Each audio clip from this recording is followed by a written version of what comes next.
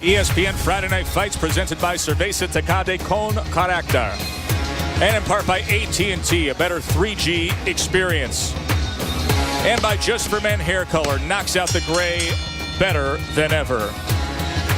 Seen down at South Beach, Super Bowl weekend. We're here at Nova Southeastern University. Glad you're with us for Friday Night Fights at the Super Bowl. Joe Tessitore alongside Teddy Atlas. Guillermo Rigondeaux, we've seen him before, the Olympic gold medalist. He impresses again against weak competition. But there's a theme, the body punching out of Rigondeaux, Teddy. Yeah, counter punching, good speed, great accuracy, and all of it downstairs. Now, there's also a theme. He's fighting very soft opposition. But I believe that Rigondeaux is for real. Somewhere around 400 amateur fights with the national Cuban team, the great legendary team, two-time Olympic gold medalist. This guy is very calm in the ring. He knows what he's doing. He has great technique to carry that great talent. And I think he can win a world title at a really rapid pace. I mean, an extraordinary pace because of all that amateur background and because of that confidence and that calmness. Don't forget Leon Spinks from that great American 1976 team, maybe the greatest Olympic team of all time. People forget about that. He won a world title, a world heavyweight title in only his 8th fight. Rigondeaux is the kind of talent that can match that kind of record. Well, 29 years old. He's now 5-0. He needs to be accelerated and to do it sooner rather than later. And this is a heck of a fight we now have for you, our co-main event. This was added late, but are we ever happy that it was? The IBF light heavyweight title eliminator. The winner will be in line for a shot at titleist Tavoris Cloud. We got the former champ, former fighter of the year, Glenn Johnson, against another top 10 light heavyweight from Philly, Yusaf Mack, and the ring rankings at 175 pounds. In front of you right now, number 3 fighting number 7 for a chance at a titleist who's number 6. Quality fight here on Friday Night Fights, thanks to a recent scheduling change in boxing.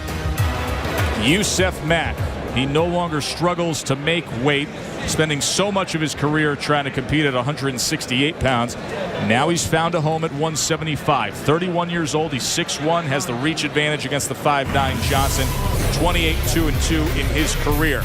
Product of the tough Philly gym wars, turned pro at 21, unbeaten through 24 fights.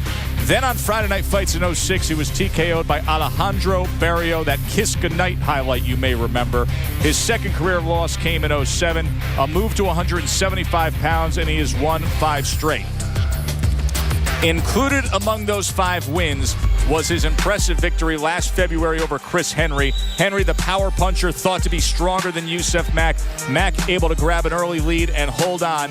And here's what he says he's thinking about for tonight's matchup. My last 6 fights, I've been looking good, man. I haven't got tired. I just been up. I'm myself. I don't got to kill myself. I was losing 40 pounds like in 3 days, taking all types of stuff, man. Now I was not even drained out for this weigh-in. I was weighing like 178 last month, 2 months ago. I'm just ready, man, and I'm approved. Come fight night is going on. It's going down. And there is Glenn Johnson, now 41 years old, 49-13-2, 33 beatdown knockouts in his 17-year career. And Glenn Johnson has earned every inch of his success in life. He was born in Jamaica, moved to Miami as a teenager. He finally won a title after 51 pro fights and 4 title shots.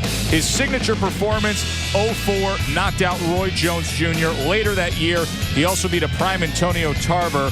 Those wins earned him Fighter of the Year. Tarver would avenge that loss. Johnson spent the last 6 years trying to get back to the top, and along the way he's had some impressive wins, some controversial decisions, like his first fight against Chad Dawson. This, his most recent fight against the light heavyweight who tops the list. Dawson outboxed Johnson for most of the night. As for what we will see from him tonight, here's Glenn. Where I am right now, I am working my way back to where I was. I believe that I got a little bit stagnant. So I realized that from my last fight that I got stagnant and got comfortable in what I was doing a little bit too much. So I'm in the process of kind of upbeat myself, going back to my construction days. Or like his destruction days. Super Bowl weekend edition of Teddy's Road to Victory now. Since we're down at the Super Bowl site, I figured, why not get a little game strategy? Maybe I can use it for the fight plan. Nobody better than Mark Schlereth, 3-time Super Bowl champ. Thanks for joining us. No, it's my pleasure, Teddy. I appreciate it. You know, looking at, I'm no football expert, you are, but looking at this game, obviously both teams are going to be looking to go through the air to score. Yes, definitely. But I would think that the team that could establish a running game would have an edge. Absolutely, and it's about controlling that line of scrimmage. You know, doing the dirty work. That's the team that usually wins the game. The guy that blocks well and tackles well. Well, in our fight tonight with Mack and Johnson, one guy does have a running game. He runs the ball, or he runs his hands to the body. Okay. That's his running game. And I'm going to play that guy. I'm going to play Johnson. You're going to be Mack. I noticed Mack, he likes to lean over his right a little bit. Look for Johnson to run right up the middle, right up those tackles. Bang. To the body. Bang. Right hand there. Well, if Johnson can do that, well, he might not run to a victory or a touchdown, but he will have his hand raised at the end of the night.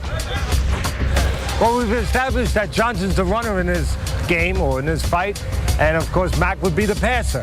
He's going to be doing a little Peyton Manning. He's going to pass on the outside with right hand. I'm going to play Mack. You know, Mack tries to be a little bit slick and control things a little bit. And I think he's going to drop his left hand, maybe invite the blitz of Johnson, who's always looking to get after that quarterback. Drop his hand, roll back, bang, come back with his own right hand. If he could do that, one of those laser passes or those laser right hands like Manning right on the edge mark. Invite the blitz. You know what you say? We say beg for the blitz, because if you get them to blitz and you pick it up effectively by moving, by dodging, by weaving, by picking guys up, you've got that touchdown pass right over the top. No different in our business. And then you go to Disneyland. Exactly. How about stink? Little boxing analysis from Schlereth. Well done. Yeah, great job. At all times, protect yourself at all times. Any questions here? Any questions here? Let's touch them up and do it.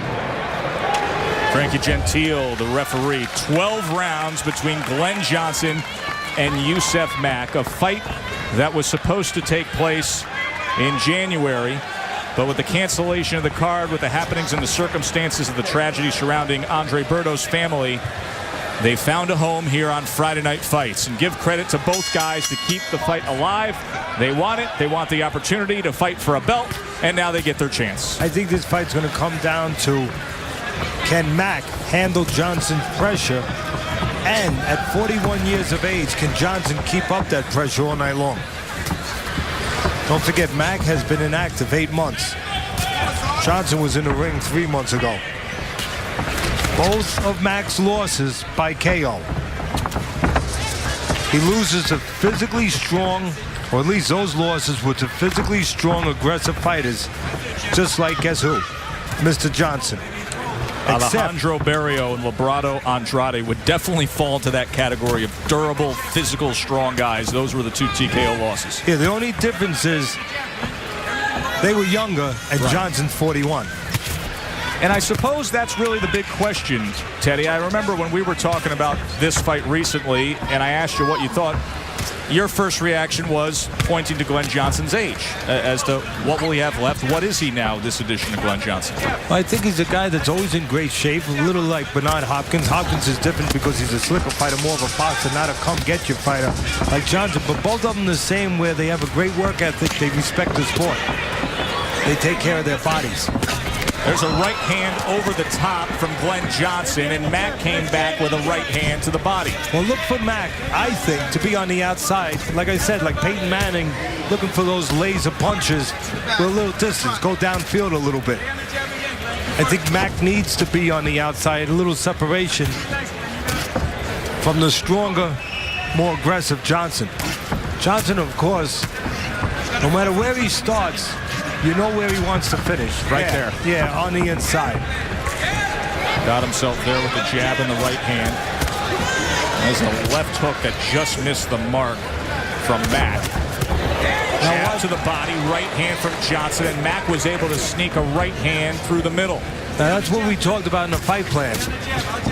Johnson looking for that jab to the body, kind of set up Mack. You know, steady him, freeze him a little bit, and then shoot the right hand up top. Both these fighters, they're going to move their head like good fighters do. Mack will move it a little more, exaggerate the movement. He moves a little further.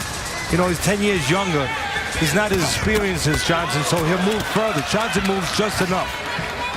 Johnson landed a right hand up top, and once again, Mack came right back with a right hand to the left flank of Johnson. There have been good exchanges early on in this fight. And again, when they move their heads, both fighters like to lay on the right, just like that. Johnson laid on the right, he thought he hurt the belt. And he could get hit with that right hand. Look for that. That was just the clap.